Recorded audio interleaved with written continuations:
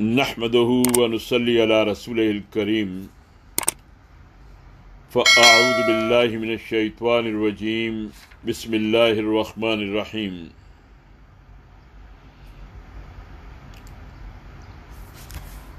سیرت سرور عالم صلی اللہ علیہ وسلم کا مسلسل مطالعہ کر رہے ہیں۔ آج کا عنوان ہے ختم نبوت کی حقیقت اور اس کے دلائل۔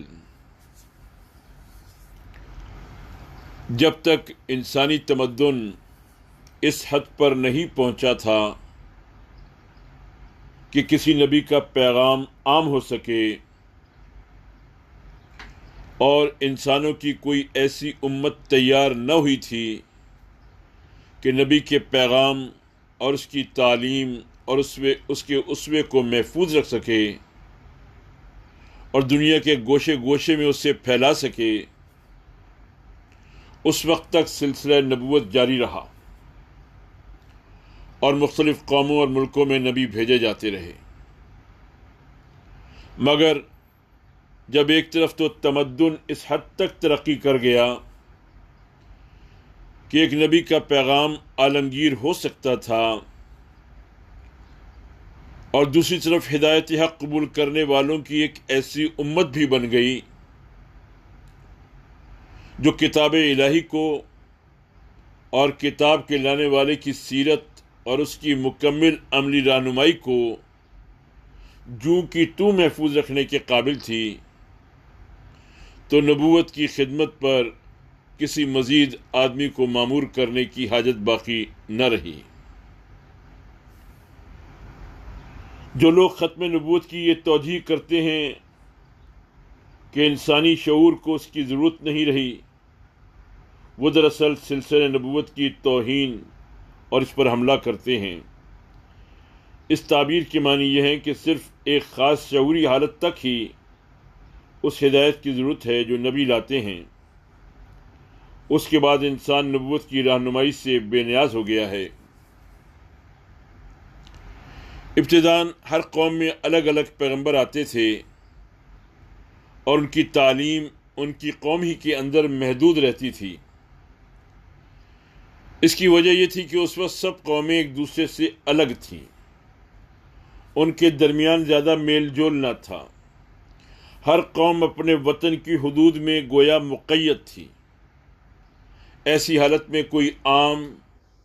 اور مشترک تعلیم تمام قوموں میں پھیلنی بہت مشکل تھی۔ اس کے علاوہ مختلف قوموں کے حالات ایک دوسرے سے بالکل مختلف تھے۔ جہالت زیادہ بڑھی ہوئی تھی۔ اس جہالت کی بدولت اعتقاد اور اخلاق کی جو خرابیاں پیدا ہوئی تھیں وہ ہر جگہ مختلف صورت کی تھیں۔ اس لیے ضروری تھا کہ خدا کے پیغمبر ہر قوم کو الگ الگ تعلیم و ہدایت دیں، آہستہ آہستہ غلط خیالات کو مٹا کر صحیح خیالات کو پھیلائیں، رفتہ رفتہ جاہلانہ طریقوں کو چھوڑ کر اعلیٰ درجے کے قوانین کی پیروی سکھائیں اور اس طرح ان کی تربیت کریں جیسے بچوں کی جاتی ہے۔ خدا ہی جانتا ہے کہ اس طریقے سے قوموں کی تعلیم میں کتنے ہزار برس صرف ہوئے ہوں گے۔ بہرحال ترقی کرتے کرتے آخر کار وہ وقت آیا جب نوع انسانی بچپن کی حالت سے گزر کر سن بلوغ کو پہنچنے لگی۔ تجارت و صنعت و حرفت کی ترقی کے ساتھ ساتھ قوموں کے تعلقات ایک دوسرے سے قائم ہو گئے۔ چین و جاپان سے لے کر یورپ و افریقہ کے دور دراز ملکوں تک جہاز رانی اور خشکی کے سفروں کا سلسلہ قائم ہو گیا۔ اکثر قوموں میں تحریر کا رواج ہوا، علوم و فنون پھیلے اور قوموں کے درمیان خیالات اور علمی مضامین کا تبادلہ ہونے لگا۔ بڑے بڑے فاتح پیدا ہوئے اور انہوں نے بڑی بڑی سلطنتیں قائم کر کے کئی ملکوں اور کئی قوموں کو ایک سیاسی نظام میں ملا دیا۔ اس طرح وہ دوری اور جدائی جو پہلے انسانی قوموں میں پائی جاتی تھی رفتہ رفتہ کم ہوتی چلی گئی، اور یہ ممکن ہو گیا کہ اسلام کی ایک ہی تعلیم اور ایک ہی شریعت تمام دنیا کے لیے بھیجی جائے۔ اب سے 2500 برس پہلے انسان کی حالت اس حد تک ترقی کر چکی تھی کہ گویا وہ خود ہی ایک مشترک مذہب مانگ رہا تھا۔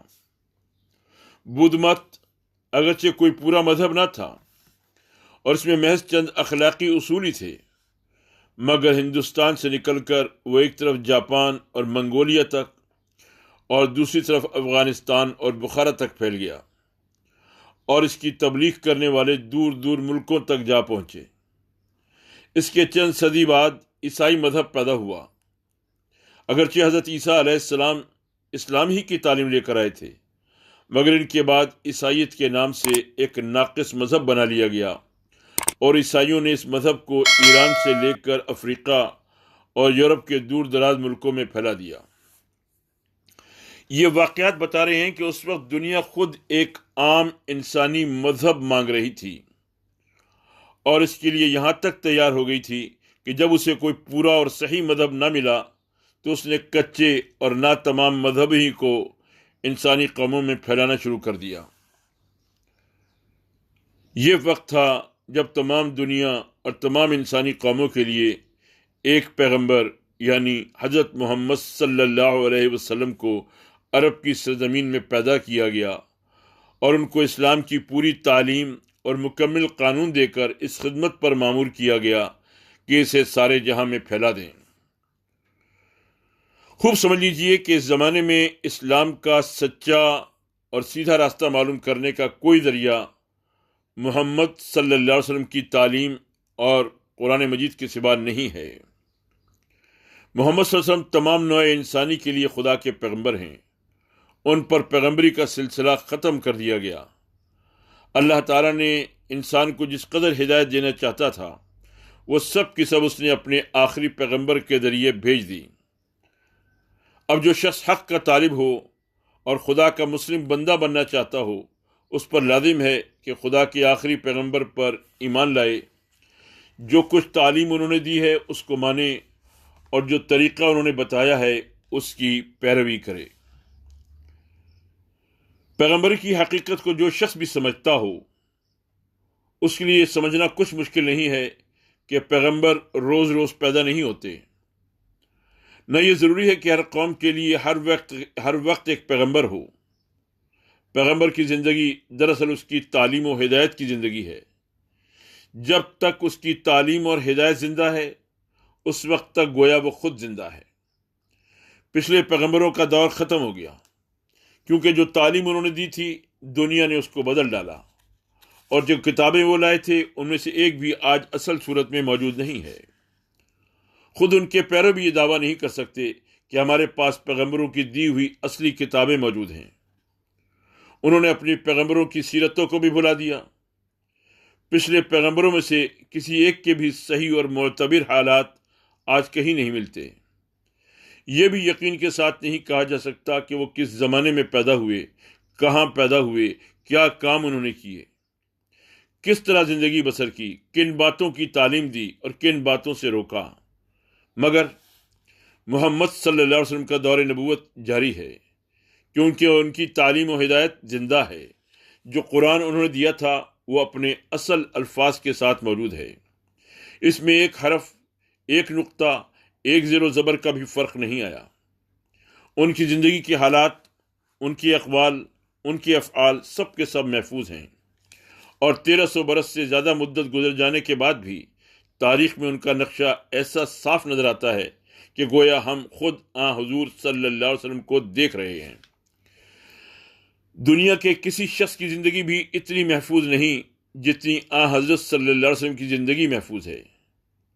ہم اپنی زندگی کے ہر معاملے میں ہر وقت حضور صلی اللہ علیہ وسلم کی زندگی سے سبق لے سکتے ہیں۔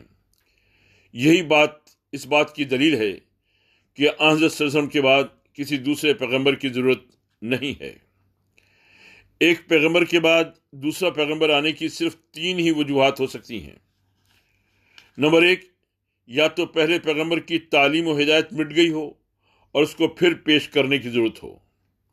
نمبر 2، یا پہلے پیغمبر کی تعلیم مکمل نہ ہو اور اس میں ترمیم یا اضافے کی ضرورت ہو۔ نمبر 3، یا پہلے پیغمبر کی تعلیم ایک خاص قوم تک محدود ہو اور دوسری قوم یا قوموں کے لیے الگ پیغمبر کی ضرورت ہو۔ یہ تین وجوہات اب باقی نہیں رہیں۔ حضرت محمد صلی اللہ علیہ وسلم کی تعلیم و ہدایت زندہ ہے، اور وہ ذرائع پوری طرح محفوظ ہیں جن سے ہر وقت یہ معلوم کیا جا سکتا ہے کہ حضور صلی اللہ علیہ وسلم کا دین کیا تھا، کیا ہدایات لے کر آپ آئے تھے، کس طریقے زندگی کو آپ نے رائج کیا اور کن طریقوں کو آپ نے مٹانے اور بند کرنے کی کوشش فرمائی۔ بس جب کہ آپ کی تعلیم و ہدایت مٹی ہی نہیں تو اس کو از سر نو پیش کرنے کے لیے کسی نبی کے آنے کی ضرورت نہیں ہے۔ حضرت صلی اللہ علیہ وسلم کے ذریعے سے دنیا کو اسلام کی مکمل تعلیم دی جا چکی ہے۔ اب نہ اس میں کچھ گھٹانے بڑھانے کی ضرورت ہے اور نہ کوئی ایسا نقص باقی رہ گیا ہے جس کی تکمیل کے لیے کسی نبی کے آنے کی حاجت ہو، لہذا دوسری وجہ بھی دور ہو گئی۔ حضرت صلی اللہ علیہ وسلم کسی خاص قوم کے لیے نہیں بلکہ تمام دنیا کے لیے نبی بنا کر بھیجے گئے ہیں، اور تمام انسانوں کے لیے آپ کی تعلیم کافی ہے، لہذا اب کسی خاص قوم کے لیے الگ نبی آنے کی بھی ضرورت نہیں ہے۔ اس طرح تیسری وجہ بھی دور ہو گئی۔ اسی بنا پر حضرت صلی اللہ علیہ وسلم کو خاتم النبیین کہا گیا ہے، یعنی سلسلہ نبوت کو ختم کر دینے والا۔ اب دنیا کو کسی دوسرے نبی کی ضرورت نہیں ہے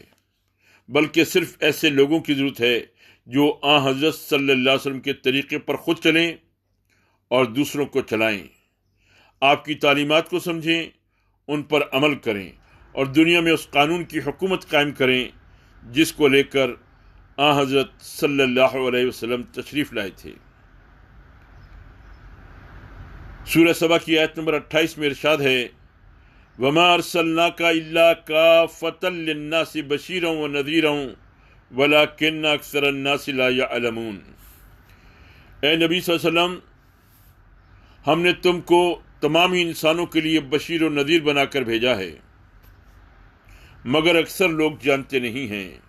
وَمَا أَرْسَلْنَاكَ إِلَّا كَافَّةً لِلنَّاسِ بَشِيرًا وَنَذِيرًا وَلَكِنَّ أَكْثَرَ النَّاسِ لَا يَعْلَمُونَ، یعنی تم صرف اس شہر یا اسی ملک یا اسی زمانے کے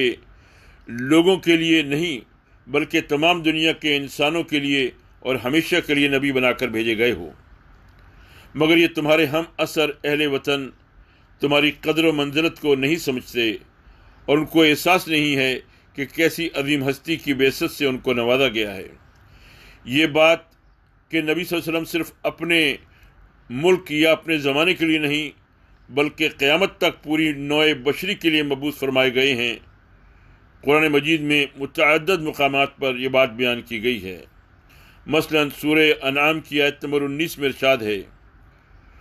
اور میری طرف یہ قرآن وحی کیا گیا ہے تاکہ اس کے ذریعے سے میں تم کو اور ہر اس شخص کو متنبع کروں جسے یہ پہنچے۔ وَأُوحِيَ إِلَيَّ هَذَا الْقُرْآنَ لِأُنذِرَكُم بِهِ وَمَن بَلَغَ۔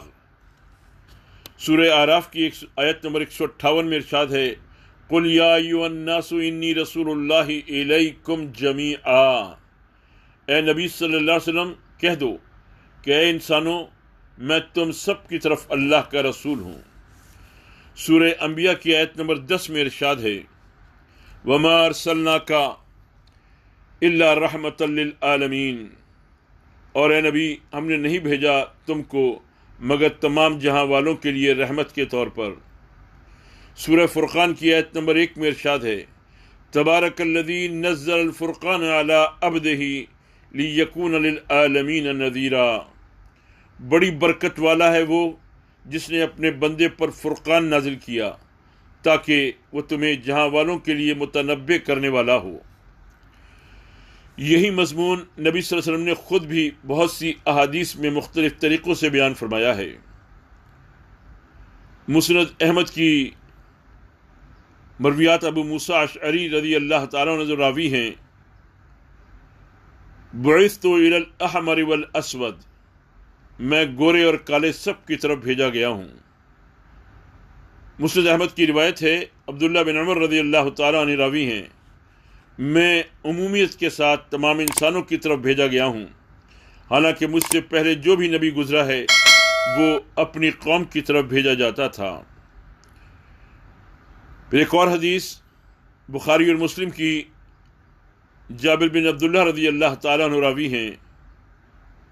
پہلے ہر نبی خاص اپنی قوم کی طرف مبعوث ہوتا تھا، اور میں تمام انسانوں کے لیے مبعوث ہوا ہوں۔ وَكَانَ النَّبِيُّ يُبْعَثُ إِلَىٰ قَوْمِهِ خَاصَّةً وَبُعِثْتُ إِلَى النَّاسِ عَامَّةً۔ بخاری و مسلم کی ایک اور حدیث، میری بعثت اور قیامت اس طرح ہیں، یہ فرماتے ہوئے نبی صلی اللہ علیہ وسلم نے اپنی دو انگلیاں اٹھائیں۔ مطلب یہ تھا کہ جس طرح ان دو انگلیوں کے درمیان کوئی تیسری انگلی حائل نہیں ہے، اسی طرح میری اور قیامت کے درمیان بھی کوئی نبوت نہیں ہے،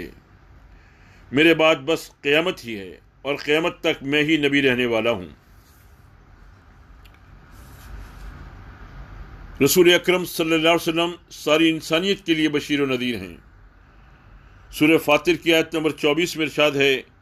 اِنَّا أَرْسَلْنَاكَ بِالْحَقِّ بَشِيرًا وَنَذِيرًا وَإِنَّ مِلْءَ أُمَّةٍ إِلَّا خَلَا فِيهَا نَذِيرٌ۔ تم تو بس ایک خبردار کرنے والے ہو، ہم نے تم کو حق کے ساتھ بھیجا ہے، بشارت دینے والا اور ڈرانے والا بنا کر، اور کوئی امت ایسی نہیں گزری ہے جس میں کوئی متنبع کرنے والا نہ آیا ہو۔ پہلی آیت کا مطلب یہ ہے کہ اے نبی، تمہارا کام لوگوں کو خبردار کر دینے سے زائد کچھ نہیں ہے۔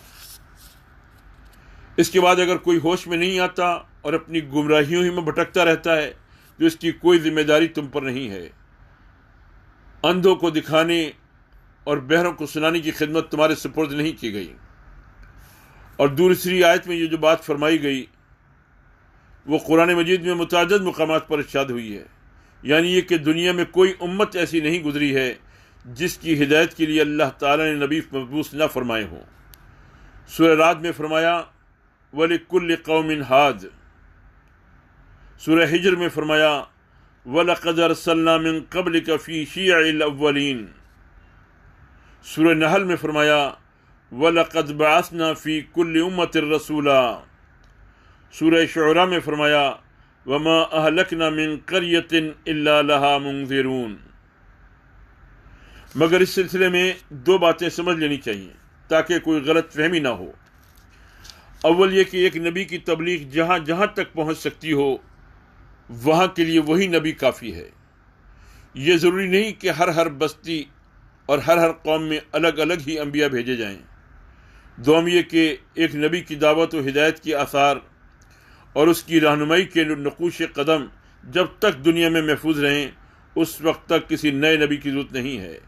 یہ لازم نہیں کہ ہر نسل اور ہر پشت کے لیے الگ نبی بھیجا جائے۔ آپ صلی اللہ علیہ وسلم نوع انسانی کے لیے خدا کی رحمت ہیں۔ سورہ انبیاء کی آیت نمبر 107 میں ارشاد ہے وَمَا أَرْسَلْنَاكَ إِلَّا رَحْمَةً لِّلْعَالَمِينَ، اے محمد صلی اللہ علیہ وسلم، ہم نے جو تم کو بھیجا ہے تو یہ دراصل دنیا والوں کے حق میں ہماری رحمت ہے۔ دوسرا ترجمہ یہ بھی ہو سکتا ہے کہ ہم نے تم کو دنیا والوں کے لیے رحمت ہی بنا کر بھیجا ہے۔ دونوں صورتوں میں مطلب یہ ہے کہ نبی صلی اللہ علیہ وسلم کی بعثت دراصل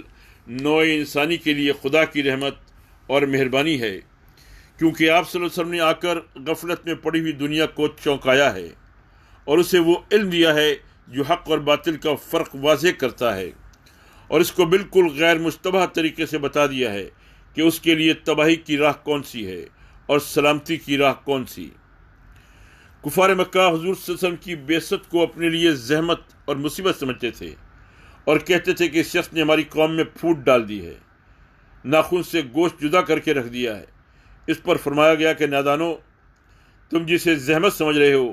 یہ در حقیقت تمہارے لیے خدا کی رحمت ہے۔ آپ صلی اللہ علیہ وسلم تمام انسانوں کی طرف رسول بنا کر بھیجے گئے۔ قُلْ يَا أَيُّهَا النَّاسُ إِنِّي رَسُولُ اللَّهِ إِلَيْكُمْ جَمِيعًا الَّذِي لَهُ مُلْكُ السَّمَاوَاتِ وَالْأَرْضِ، سورہ آراف کی آیت نمبر 158 میں ارشاد ہے اے محمد صلی اللہ علیہ وسلم کہو کہ اے انسانوں، میں تم سب کی طرف اس خدا کا پیغمبر ہوں جو زمین و آسمان کی بادشاہی کا مالک ہے۔ اور سورہ یونس کی آیت نمبر 47 میں ارشاد ہے وَلِكُلِّ أُمَّةٍ رَسُولٌ، ہر امت کے لیے ایک رسول ہے۔ امت کا لفظ یہاں محض قوم کے معنی میں نہیں ہے، بلکہ ایک رسول کی آمد کے بعد اس کی دعوت جن جن لوگوں تک پہنچے وہ سب اس کی امت ہیں۔ نیز اس کے لیے یہ بھی ضروری نہیں ہے کہ رسول ان کے درمیان زندہ موجود ہو، بلکہ رسول کے بعد بھی جب تک اس کی تعلیم موجود رہے اور ہر شخص کے لیے معلوم کرنا ممکن ہو کہ وہ در حقیقت کس چیز کی تعلیم دیتا ہے، اس وقت تک دنیا کے سب لوگ اس کی امت ہی قرار پائیں گے اور ان پر وہ حکم ثابت ہوگا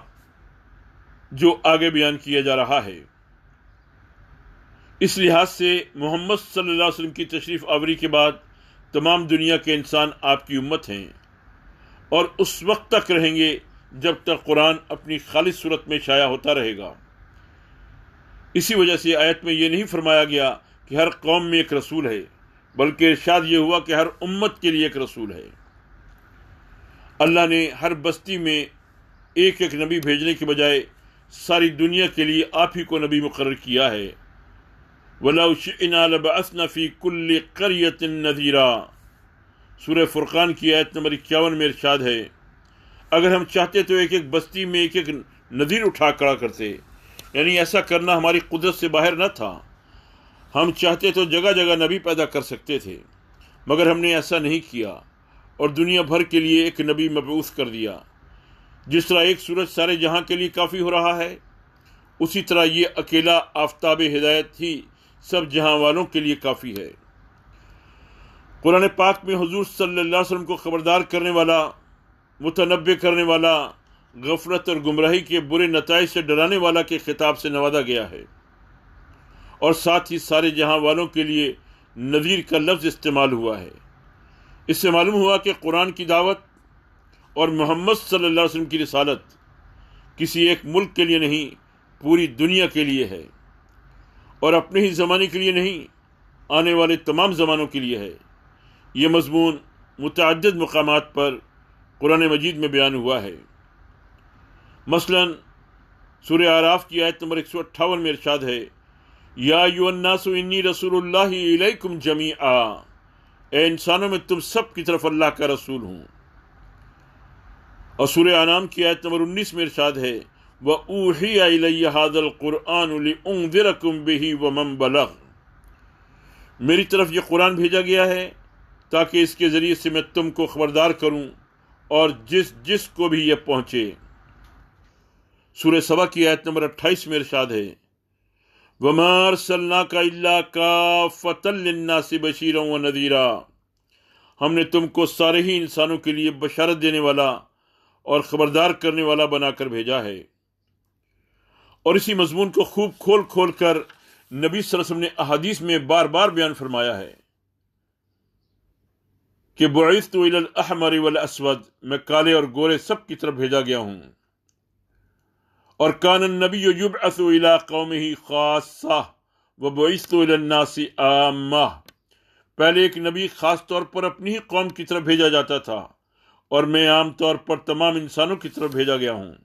رواہ البخاری و مسلم۔ وَأُرْسِلْتُ إِلَى الْخَلْقِ كَافَّةً وَخُتِمَ بِيَ النَّبِيُّونَ، میں ساری خلقت کی طرف بھیجا گیا ہوں اور ختم کر لیے گئے میری آمد پر انبیاء۔ آپ صلی اللہ علیہ وسلم ہی خدا کے آخری نبی ہیں۔ سورہ انبیاء کی پہلی آیت میں بیان کیا گیا، اقترب للناس حسابهم وهم فی غفلۃ معرضون، قریب آ گیا ہے لوگوں کے حساب کا وقت اور وہ ہیں کہ غفلت میں منہ موڑے ہوئے ہیں۔ مراد ہے قرب قیامت، یعنی اب وہ وقت دور نہیں ہے جب لوگوں کو اپنا حساب پیش کرنے کے لیے اپنے رب کے آگے حاضر ہونا پڑے گا۔ محمد صلی اللہ علیہ وسلم کی بعثت اس بات کی علامت ہے کہ نوع انسانی کی تاریخ اب اپنے آخری دور میں داخل ہو رہی ہے۔ اب وہ اپنے آغاز کی بنسبت اپنے انجام سے قریب تر ہے۔ آغاز اور وسط کے مرحلے گزر چکے ہیں اور آخری مرحلہ شروع ہو چکا ہے۔ یہی مضمون ہے جس کو نبی صلی اللہ علیہ وسلم نے ایک حدیث میں بیان فرمایا ہے۔ آپ صلی اللہ علیہ وسلم نے اپنی دونوں انگلیاں کھڑ کر کے فرمایا، بعثت انا والساعۃ کہاتین، میں ایسے وقت پر مبعوث کیا گیا ہوں کہ میں اور قیامت ان دو انگلیوں کی طرح ہیں، یعنی میرے بعد اب بس قیامت ہی ہے۔ کسی اور نبی کی دعوت بیچ میں حائل نہیں ہے۔ سنبھلنا ہے تو میری دعوت پر سنبھل جاؤ، کوئی اور ہادی اور بشیر و نذیر آنے والا نہیں ہے۔ سورہ آل عمران کی آیت نمبر 81 میں ارشاد ہے، یاد کرو اللہ نے پیغمبروں سے عہد لیا تھا کہ آج ہم نے تمہیں کتاب اور حکمت و دانش سے نوازا ہے۔ کل اگر کوئی دوسرا رسول تمہارے پاس اسی تعلیم کی تصدیق کرتا ہوا آئے جو پہلے سے تمہارے پاس موجود ہے تو تم کو اس پر ایمان لانا ہوگا اور اس کی مدد کرنی ہوگی۔ یہ ارشاد فرما کر اللہ نے پوچھا، کیا تم اس کا اقرار کرتے ہو اور اس پر میری طرف سے عہد کی بھاری ذمہ داری اٹھاتے ہو؟ تو انہوں نے کہا، ہاں ہم اقرار کرتے ہیں۔ وَإِذْ أَخَذَ اللَّهُ مِيثَاقَ النَّبِيِّينَ لَمَا آتَيْتُكُم مِّن كِتَابٍ وَحِكْمَةٍ ثُمَّ جَاءَكُمْ رَسُولٌ مُّصَدِّقًا لِّمَا مَعَكُمْ لَتُؤْمِنُنَّ بِهِ وَلَتَنصُرُنَّهُ قَالَ أَأَقْرَرْتُمْ وَأَخَذْتُمْ عَلَىٰ ذَلِكُمْ إِصْرِي قَالُوا أَقْرَرْنَا۔ مطلب یہ ہے کہ ہر پیغمبر سے اس امر کا عہد لیا جاتا رہا ہے، اور جو عہد پیغمبر سے لیا گیا ہو وہ لا محالہ اس کے پیرووں پر بھی آپ سے آپ عائد ہو جاتا ہے کہ جو نبی ہماری طرف سے اس دین کی تبلیغ و اقامت کے لیے بھیجا جائے جس کی تبلیغ و اقامت پر تم مامور ہوئے ہو، اس کا تمہیں ساتھ دینا ہوگا، اس کے ساتھ تعصب نہ برتنا، اپنے آپ کو دین کا یاردار نہ سمجھنا، حق کی مخالفت نہ کرنا، بلکہ یہاں جو شخص بھی ہماری طرف سے حق کا پرچم بلند کرنے کے لیے اٹھایا جائے اس کے جھنڈے تلے جمع ہو جانا۔ یہاں اتنی بات اور سمجھ لینی چاہیے کہ محمد صلی اللہ علیہ وسلم سے پہلے ہر نبی سے یہی عہد لیا جاتا رہا ہے، اور اسی بنا پر ہر نبی نے اپنی امت کو بعد کے آنے والے نبی کی خبر دی ہے اور اس کا ساتھ دینے کی ہدایت کی ہے، لیکن نہ قرآن میں نہ حدیث میں کہیں بھی اس امر کا پتہ نہیں چلتا کہ حضرت محمد صلی اللہ علیہ وسلم سے ایسا کوئی عہد لیا گیا ہو یا آپ صلی اللہ علیہ وسلم نے اپنی امت کو کسی بعد کے آنے والے نبی کی خبر دے کر اس پر ایمان لانے کی ہدایت فرمائی ہو۔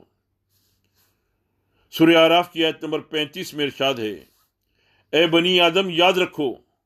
اگر تمہارے پاس خود تمہیں میں سے ایسے رسول آئیں جو تمہیں میری آیات سنا رہے ہوں تو جو کوئی نافرمانی سے بچے گا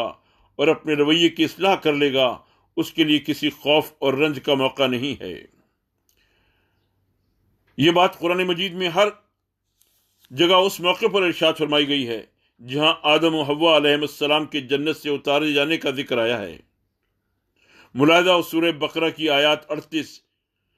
سورہ طہ کی آیات 123 اور 124، لہذا یہاں بھی اس کو اسی موقع سے متعلق سمجھا جائے گا، یعنی نوع انسانی کی زندگی کا آغاز جب ہو رہا تھا اس وقت یہ بات صاف طور پر سمجھا دی گئی تھی۔ منکرین ختم نبوت کے خلاف چند آیات سے استدلال کیا جاتا ہے۔ سورہ احزاب کی آیت نمبر 7 میں ارشاد ہے، اور اے نبی صلی اللہ علیہ وسلم یاد رکھو اس عہد و پیمان کو جو ہم نے سب پیغمبروں سے لیا ہے، تم سے بھی اور نوح علیہ السلام اور ابراہیم علیہ السلام اور موسیٰ علیہ السلام اور عیسیٰ ابن مریم علیہ السلام سے بھی، سب سے ہم پختہ عہد لے چکے ہیں۔ اس آیت میں اللہ تعالیٰ نبی صلی اللہ علیہ وسلم کو یہ بات یاد دلاتا ہے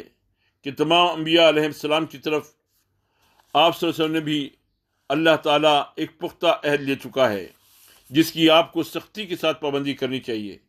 اس عہد سے کون سا عہد مراد ہے؟ پہلے سے جو سلسلہ کلام چلا آ رہا ہے اس پر غور کرنے سے صاف طور پر معلوم ہوتا ہے کہ اس سے مراد یہ عہد ہے کہ پیغمبر اللہ تعالیٰ کے ہر حکم کی خود اطاعت کرے گا اور دوسروں سے کرائے گا، اللہ کی باتوں کو بے کم و کاست پہنچائے گا اور انہیں عملاً نافذ کرنے کی سعی و کوشش میں کوئی دریغ نہ کرے گا۔ قرآن مجید میں اس عہد کا ذکر متعدد مقامات پر کیا گیا ہے۔ سورہ شورى کی آیت نمبر 13 میں ارشاد ہے، شرع لکم من الدین ما وصى به نوحا والذی اوحینا الیک وما وصینا به ابراہیم وموسیٰ وعیسیٰ ان اقیموا الدین ولا تتفرقوا فیہ۔ اللہ تعالیٰ نے مقرر کر دیا تمہارے لیے وہ دین جس کی ہدایت کی تھی اس نے نوح علیہ السلام کو اور جس کی وحی کی گئی اے محمد صلی اللہ علیہ وسلم تمہاری طرف، اور جس کی ہدایت کی گئی ابراہیم علیہ السلام اور موسیٰ علیہ السلام اور عیسیٰ علیہ السلام کو اس تاکید کے ساتھ کہ تم لوگ قائم کرو دین کو اور اس میں تفرقہ نہ کرو۔ سورہ آل عمران کی آیت نمبر 187 میں ارشاد ہے وَإِذْ أَخَذَ اللَّهُ مِيثَاقَ الَّذِينَ أُوتُوا الْكِتَابَ لَنُبَيِّنُنَّهُ لِلنَّاسِ وَلَا تَكْتُمُونَهُ، اور یاد کرو اس بات کو کہ اللہ نے عہد لیا تھا ان لوگوں سے جن کو کتاب دی گئی تھی کہ تم لوگ اس کی تعلیم کو بیان کرو گے۔ لَتُبَيِّنُنَّهُ لِلنَّاسِ وَلَا تَكْتُمُونَهُ، کہ تم لوگ اس کی تعلیم کو بیان کرو گے اور اسے چھپاؤ گے نہیں۔ وَإِذْ أَخَذَ اللَّهُ مِيثَاقَ الَّذِينَ أُوتُوا الْكِتَابَ لَتُبَيِّنُنَّهُ لِلنَّاسِ وَلَا تَكْتُمُونَهُ۔ سورہ بقرہ کی آیت نمبر 83 میں ارشاد ہے وَإِذْ أَخَذْنَا مِيثَاقَ بَنِي إِسْرَائِيلَ لَا تَعْبُدُونَ إِلَّا اللَّهَ، اور یاد کرو کہ ہم نے بنی اسرائیل سے عہد لیا تھا کہ تم اللہ کے سوا کسی کی بندگی نہ کرو گے۔ سورہ اعراف کی آیت نمبر 169 تا 171 میں ارشاد ہے کیا ان سے کتاب کا عہد نہیں لیا گیا تھا؟ مضبوطی کے ساتھ تھامو اس چیز کو جو ہم نے تمہیں دی ہے۔ خُذُوا مَا آتَيْنَاكُمْ بِقُوَّةٍ، مضبوطی کے ساتھ تھامو اس چیز کو جو ہم نے تمہیں دی ہے اور یاد رکھو اس ہدایت کو جو اس میں ہے۔ وَاذْكُرُوا مَا فِيهِ لَعَلَّكُمْ تَتَّقُونَ، توقع ہے کہ تم اللہ کی نافرمانی سے بچتے رہو گے۔ سورہ مائدہ کی آیت نمبر 7 میں ارشاد ہے وَاذْكُرُوا نِعْمَةَ اللَّهِ عَلَيْكُمْ وَمِيثَاقَهُ الَّذِي وَاثَقَكُمْ بِهِ اِذْ قُلْتُمْ سَمِعْنَا وَأَطَعْنَا، اے مسلمانوں یاد رکھو اللہ کے اس احسان کو جو اس نے تم پر کیا ہے اور اس عہد کو جو اس نے تم سے لیا ہے جبکہ تم نے کہا ہم نے سنا اور اطاعت کی۔ اس عہد کو اس سیاق و سباق میں اللہ تعالیٰ جس وجہ سے یاد دلا رہا ہے وہ یہ ہے کہ نبی صلی اللہ علیہ وسلم شماتت اعداء کے اندیشے سے منہ بولے رشتوں کے معاملے میں جاہلیت کی رسم توڑتے ہوئے جھجک رہے تھے۔ آپ کو بار بار یہ شرم لاحق ہو رہی تھی کہ معاملہ ایک خاتون سے شادی کرنے کا ہے، میں خواہ کتنی ہی نیک نیتی کے ساتھ محض اصلاح معاشرہ کی خاطر یہ کام کروں، مگر دشمن یہی کہیں گے کہ یہ کام دراصل نفس پرستی کی خاطر کیا گیا ہے اور مصلح کا لبادہ اس شخص نے محض فریب دینے کے لیے اوڑھ رکھا ہے۔ اسی بنا پر اللہ تعالیٰ حضور صلی اللہ علیہ وسلم فرما رہا ہے کہ تم ہمارے مقرر کیے ہوئے پیغمبر ہو، تمام پیغمبروں کی طرح تم سے بھی ہمارا یہ پختہ معاہدہ ہے کہ جو کچھ بھی حکم ہم دیں گے اس کو خود بجا لاؤ گے اور دوسروں کو اس کی پیروی کا حکم دو گے، لہذا تم کسی کے طعن و تشنیع کی پرواہ نہ کرو،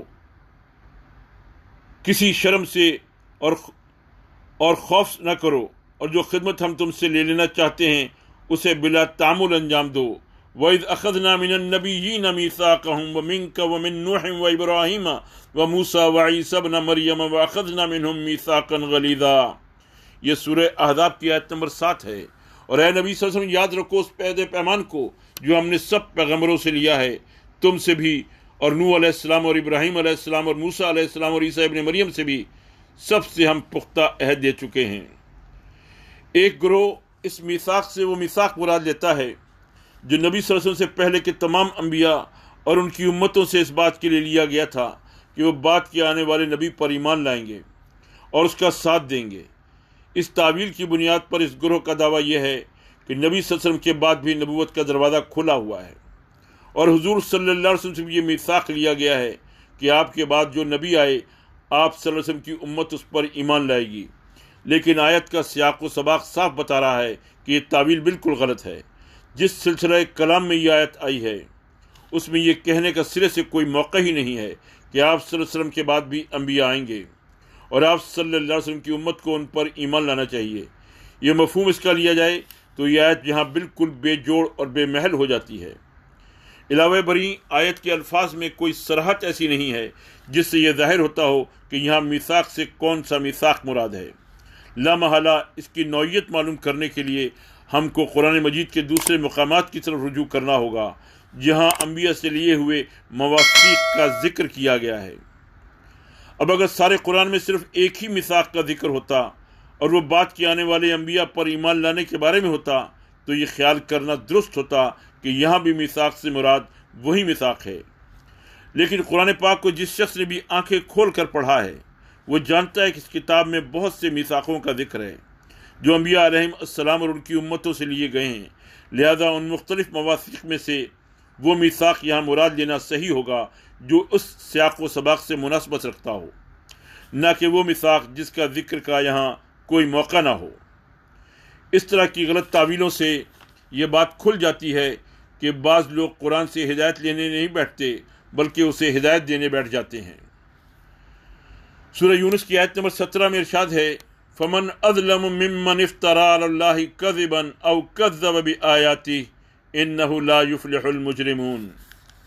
پھر اس سے بڑھ کر ظالم اور کون ہوگا جو ایک جھوٹی بات گھڑ کر اللہ کی طرف منسوب کرے یا اللہ کی واقعی آیات کو جھوٹا قرار دے، یقیناً مجرم کبھی فلاح نہیں پا سکتے۔ بعض نادان لوگ فلاح کو طویل عمر یا دنیاوی عیش خوشحالی یا دنیاوی فروغ کے معنی میں لے لیتے ہیں، اور پھر اس آیت سے یہ نتیجہ نکالنا چاہتے ہیں کہ جو شخص نبوت کا دعویٰ کر کے جیتا رہے یا دنیا میں پھلے پھولے یا اس کی دعوت کو فروغ نصیب ہو، اسے نبی برحق مان لینا چاہیے کیونکہ اس نے فلاح پائی۔ اگر وہ نبی برحق نہ ہوتا تو جھوٹا دعویٰ کرتے ہی مار ڈالا جاتا یا بھوکوں مار دیا جاتا اور دنیا میں اس کی بات چلنے ہی نہ پاتی۔ لیکن یہ احمقانہ استدلال صرف وہی شخص کر سکتا ہے جو نہ تو قرآنی اصطلاح فلاح کا مفہوم جانتا ہو، نہ اس قانون محال سے واقف ہو جو قرآن کے بیان کے مطابق اللہ تعالیٰ نے مجرموں کے لیے مقرر فرمایا ہے، اور نہ یہی سمجھتا ہو کہ سلسلہ بیان میں یہ فقرہ کس معنی میں آیا ہے۔ اول تو یہ بات کہ مجرم فلاح نہیں پا سکتے اس سیاق میں اس حیثیت سے فرمائی ہی نہیں گئی ہے کہ یہ کسی کے دعوی نبوت کو پرکھنے کا معیار ہے، جس سے عام لوگ جانچ کر خود فیصلہ کر لیں کہ جو مدعی نبوت فلاح پا رہا ہو اس کے دعوے کو مانیں اور جو فلاح نہ پا رہا ہو اس کا انکار کر دیں۔ بلکہ یہاں تو یہ بات اس معنی میں کہی گئی ہے کہ میں یقین کے ساتھ جانتا ہوں کہ مجرموں کو فلاح نصیب نہیں ہو سکتی،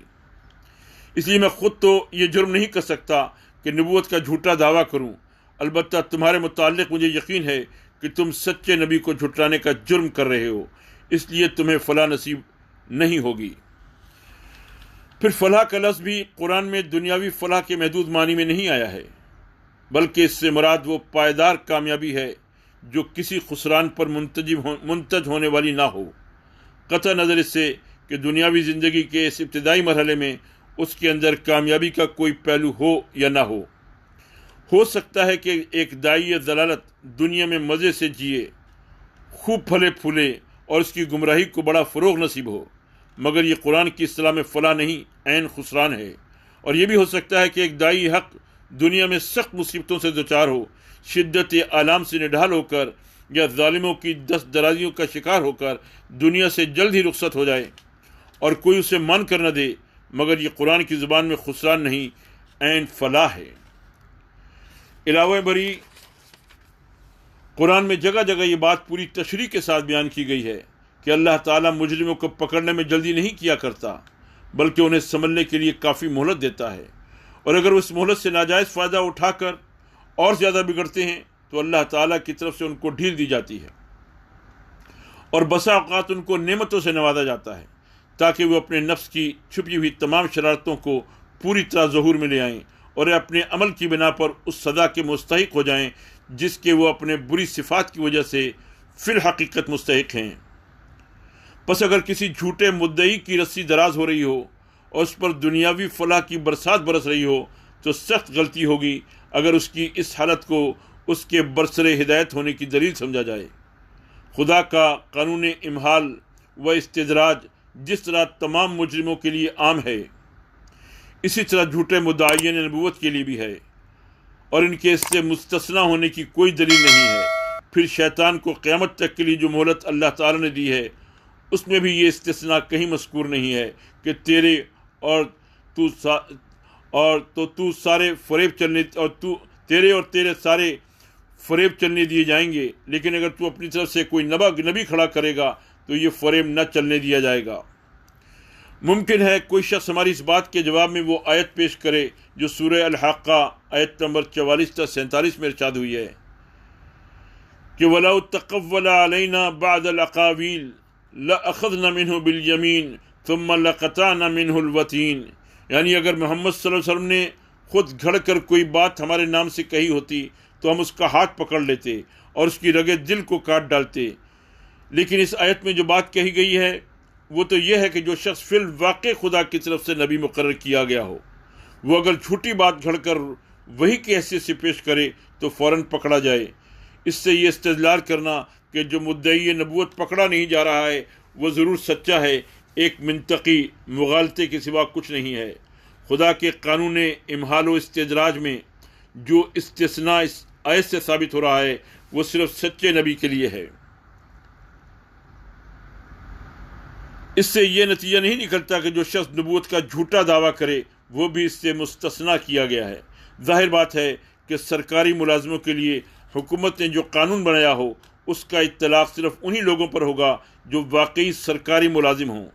رہے وہ لوگ جو جعلی طور پر اپنے آپ کو ایک سرکاری عہدیدار کی حیثیت سے پیش کریں تو ان پر ضابطۂ ملازمت کا نفاذ نہ ہوگا، بلکہ ان کے ساتھ وہی معاملہ کیا جائے گا جو ضابطۂ فوجداری کے تحت عام بدماشوں اور مجرموں کے ساتھ کیا جاتا ہے۔